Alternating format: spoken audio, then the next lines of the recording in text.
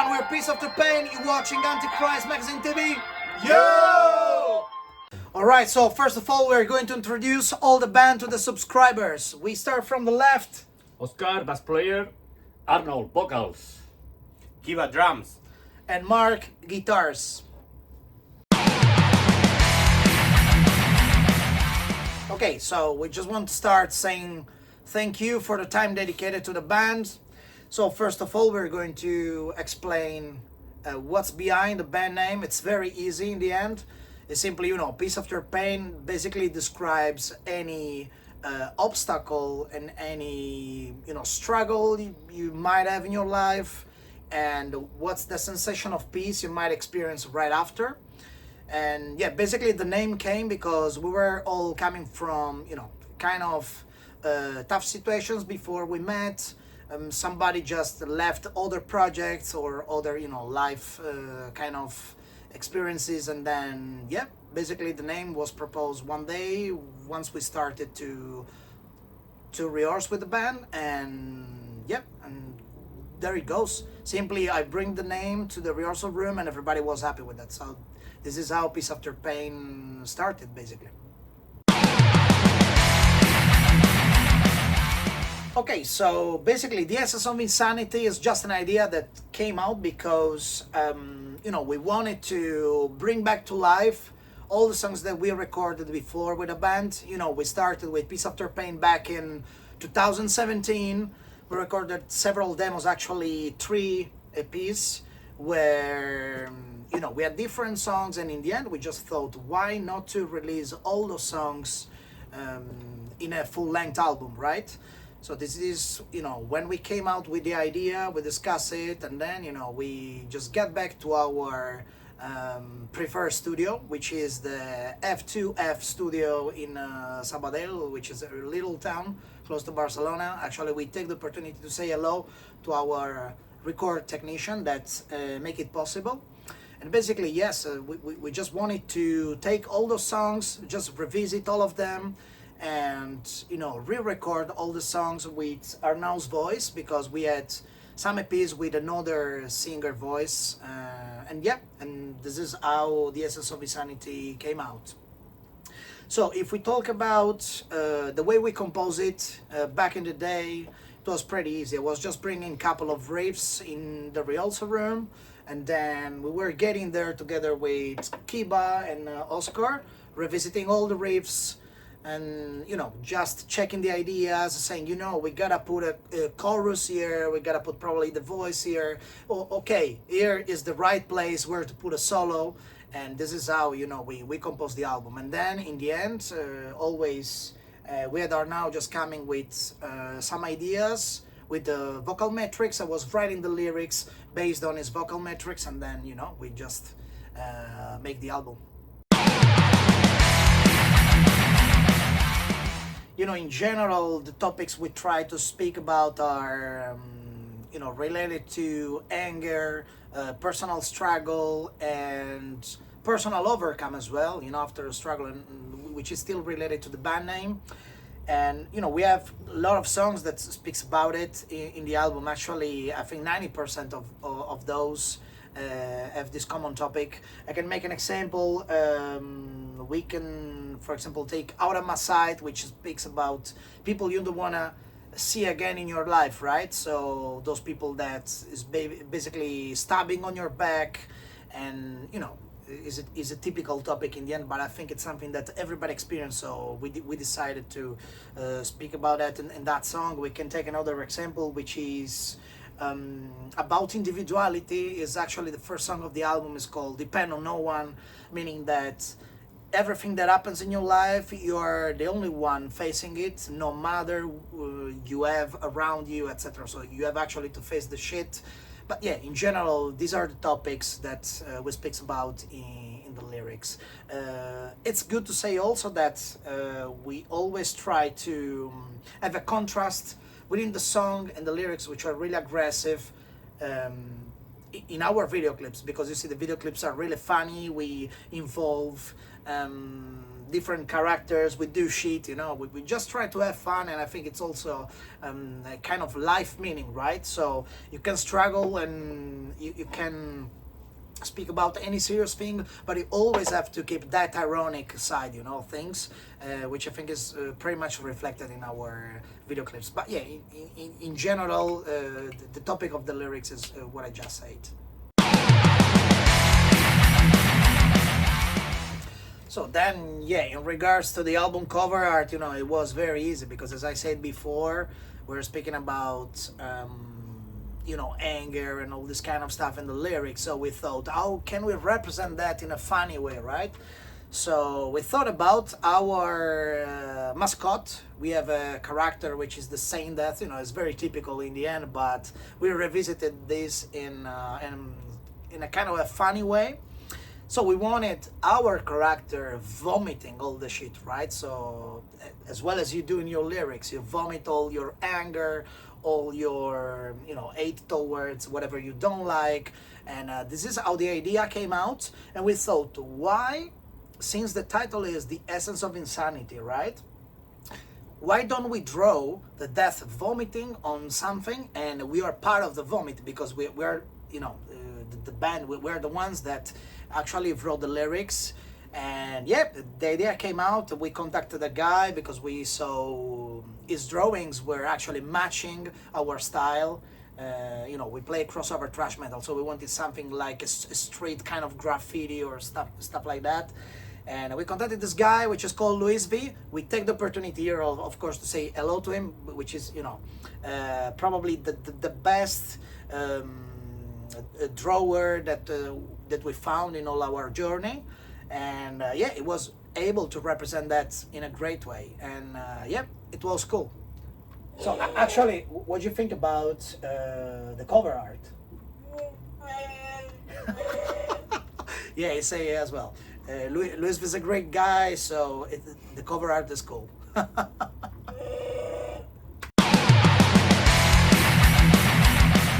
Let's say our relationship with Punishment 18, I have to go back in time, because it is a relationship that we're keeping since 16 years. At least I'm keeping since 16 years. I started with a different band back in the day, so I knew Corrado from Punishment already in 2008. Actually, our relationship started producing some album from my previous band, which is called Alcoholizer. So we produce 2 albums from Alcoholizer and 1 album from my other death metal band I had back in the day, which was called Necro Messiah. And then yeah, when we started with Peace After Pain, as I said, we started releasing demos. And when the idea to re-record all these demos and make an album out of it came out, basically, yeah, the first person I thought about was Corrado, because we always had a really good friendship. And Punishment 18 work in a really professional way. It still keep that kind of underground vibe, which we like. And yeah, we are close friends. And so I also take the opportunity here to say hello to Corrado, which always have been really available whenever I wanted to release an album. So in our case, Peace After Pain, I proposed that to the guy. They were happy about that. The distribution was great. Also, usually the timing to release the album is really fast with him. And yeah, I just sent him a WhatsApp message and we started the collaboration right away.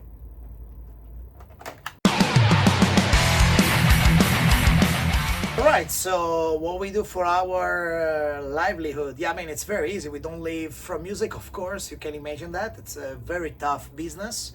But we work 8 hours a day, I think, each one of us. So yeah, we can start with Oscar. What do you do for a living?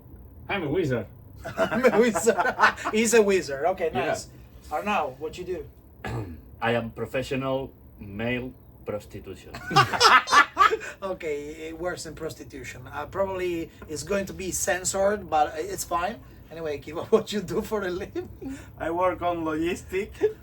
Okay, that's a job. Nice. In my case, I work with IT stuff and this kind of boring things. with code, etc., etc.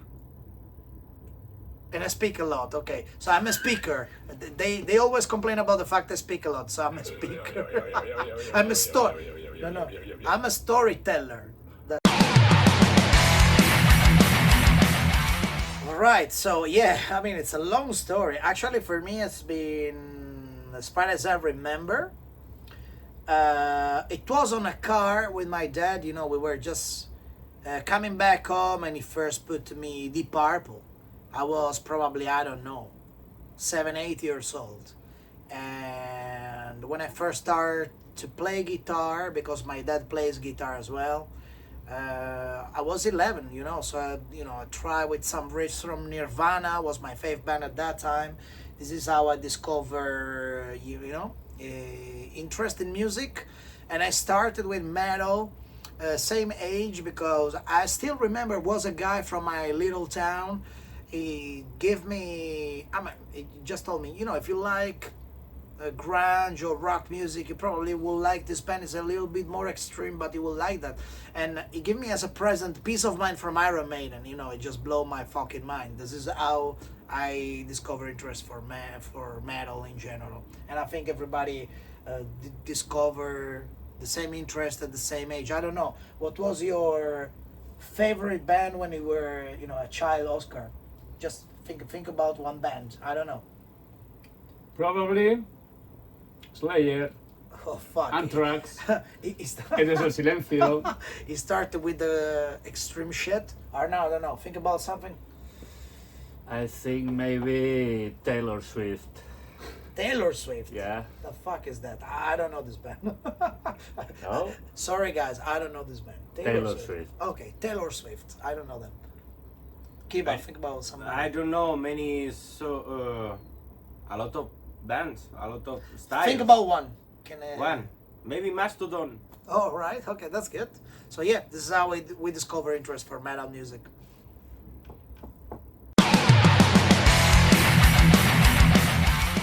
I mean, in terms of obstacles, first of all, the microphone is not plugged. So first obstacle, that's a fake one. Anyway, I like speaking, having a microphone. Anyway, so probably two things: assholes that make lose your time, especially if they are into your band and you just want to progress, you want to do something great and have fun, and these people is bringing you back. And the second thing is people that is putting obstacles to play live. Sometimes even if you have a good band, you make a record, you can play in a festival, there is always somebody that is preferring other bands just because of friendships, not because of music. So for us the most important thing is always music. So I think that probably these are the two main difficulties we experience as musicians.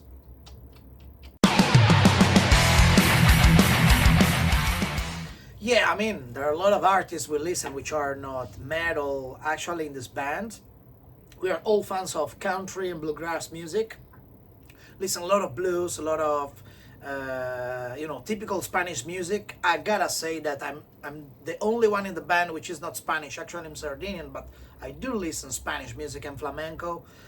But thinking about an artist, I don't know. Let's make a round. I don't know, Oscar. Which artist, which is non-metal, you like the most? Bumburi. Bumburi, okay. Enrique Bumburi. Bumburi from which band? Eres el Silencio. Okay, Héroes del Silencio. Arnau, Heroes think of about the somebody. Silence. I don't know, Los Chichos, Los Chichos. my friend Los Chichos. Yeah, I think Yeah, probably the audience won't know them, but I don't know. Discover them in Spotify as Los Chichos, tío. Great band, anyway.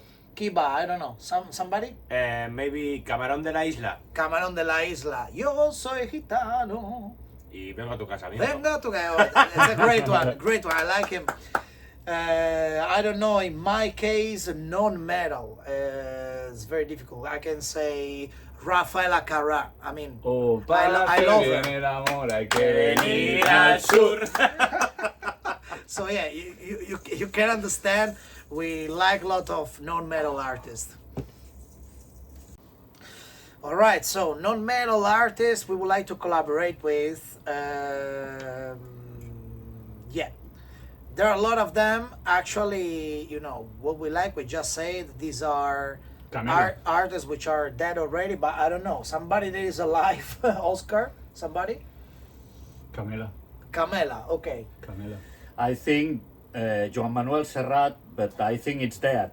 Okay, so no, you can collaborate with him. So we Ah, say what we sorry. like before. So, Sorry, Joan Manuel Serrat. okay, him as well. Kiva, somebody which is alive still? With Canelita, my gypsy family. Canelita, okay. Okay, so I'll switch to a different style of music, to be honest. During my childhood, what I used to listen as well, together with metal, was hip hop. My favorite artist always been Ice-T, but Ice-T actually switched to metal with Body Count, but will be great to have, I don't know, his voice rapping over Piece After Pain track. Will be absolutely great.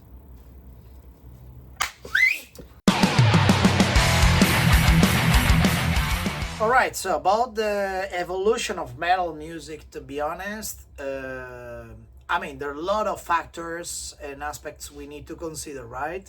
So I think what happened during the story of metal is that technique has been perfectioned, of course. Also, the production has been cleaner and cleaner and cleaner. And actually nowadays, I remember back in the day when we were recording our first demo tape, probably 25 years ago, we didn't have this quality recording, right? So nowadays you can record your own album with just a DAW and, just a little home recording studio and make it really professional and make it sound great and extreme, and yeah, of course, there has been a lot of changes. I think that nowadays metal musicians are really experienced, are really technical, so it's really difficult to stand out in the market. What I notice, if I think about the old days, is that now we have more technical and good productions, but at the same time, we lost a little bit of brutality if we compare metal with 20 or probably 30, 40 years ago. What I can say, I don't know. If I think about concerts as well, I remember we were doing like illegal concerts back in the day to play because there were no place that was accepting metal music, right? Before. Nowadays is is a kind of an accepted genre, and what we probably lost is that kind of anger. At least this is what we feel sometimes. So now we can just make a record. It can sound really clean, but that kind of brutality, that kind of message we wanted to say before probably has been lost a little bit. Or probably, I won't say lost, it's just different, Before you were, playing metal because you were feeling like outside of the mass. Nowadays is part of it, at least it's our feeling. So, and also metal before was not politically correct, right? So if you read about the lyrics, if you see the cover arts, there was like a kind of message which was against something, was not accepted by society. Now it's part of it. So probably what changed is this aspect in our view. I mean, I'm not saying that necessarily this is a bad thing. I'm just saying that the vibe is different, and now it's more, let's say politically correct. Before it was not. So that's the only difference that I see. It still sound metal, still sound extreme. We cannot say the opposite, but there is a difference. The vibe, the way we used to do that, etc., etc. Okay, announcement. This is just a video generated with AI. We were able to shave off all the bands. So yeah, we do use AI. That's just a joke. All right, so yeah. Okay, so okay, getting serious. So we use AI only to, sometimes draw the ideas. Actually, the cover art of The Essence of Insanity is being generated with AI first. We just send the idea to the drawer, but we always select an artist, so we want the artist to make the cover. So we will never make cover art generated by AI. I don't think it's an honest thing. I don't think it's good because we play music. We are artists in a music field, but you always need to have an artist in the visual thing, which I think it's something that's always have to happen, right? So we're not big fans of it. You can use that to develop your idea. Just have a look initially how it will look in the future and how it's gonna be more or less, and also modify that just if you have any different idea. But still, it is just a tool you should use, but not for the final result. All right, memorable concert we attended to, Oscar. Violator. Morrissey. Imperial Triumphant. Biohazard. All right, best music album of all time. Fistful of Metal from Anthrax. Chaos ID. Sepultura. Uriah Heep, Look at Yourself. Stone Temple Pilots Core. All right, so 12 a.m. studio session or 6 a.m. rehearsals? 12 a.m. 12 a.m. 12 a.m. and drink a lot. All right, so 12 a.m. as well. Reason why we like to, I don't know, drink a lot before, drink in the meanwhile, drink afterwards.